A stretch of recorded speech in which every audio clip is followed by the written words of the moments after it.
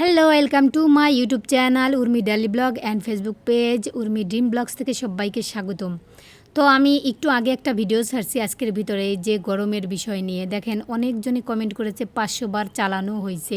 Facebook আমাকে দেখাইছে যে 500 বার তোমার রিলটা চালানো হয়েছে, তুমি আরেকটা ভিডিও তৈরি করতে পারো। তো আমি সেই টপিকটা নিয়েই আরেকটা ভিডিও তৈরি করতেছি। আসলে আমি একটা কথা আমার মাথায় আসে না ভাইয়া আপুরা, যে আপনারা এত বানায়া সাজায়া গুজায়া মিথ্যারে একদম সত্যি মতন বলে মানুষের ইমোশনাল নিয়ে খেলা করেন কেন ভাই?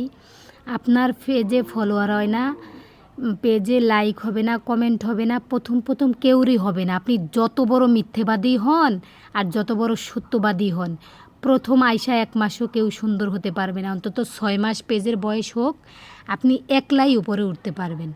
মাথায় এইসব চিন্তাভাবনা বাদ দিয়ে মানুষের ইমোশনাল নিয়ে না খেলে, যেটা মানুষের গরমের সময় কোনটা খেলে ভালো লাগবে, মানুষের কোনটা দিলে মানুষের উপকার হবে, কোন কথাটা বললে মানুষের কাজে লাগবে, সেই টপিক নিয়ে কথা বলেন। আপনার কথার জালে মানুষকে আটকানোর চেষ্টা করেন, তাহলেই কি আপনি অ্যাক্টিভ ফলোয়ার দুইটাই খুঁজে পাবেন। ফেসবুক কিছু বলে, কি বলে জানেন? বলে কি, আপনাকে যারা কমেন্ট করবে তাকে আপনি রিপ্লাই দেন।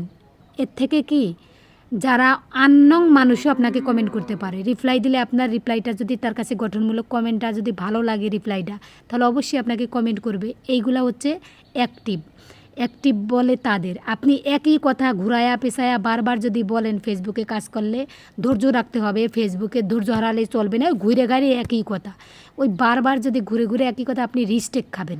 এই কথাটা আমি বলে রাখলাম, আপনি মিলিয়ে নিন। আপনি রাস্তাঘাটে যাইতেছেন, রাস্তার সম্বন্ধে একটু বলবেন। আপনি একটা ফলের দোকানে গেলেন, ফলের সম্বন্ধে একটু বলেন। এইটা হচ্ছে ট্রফি।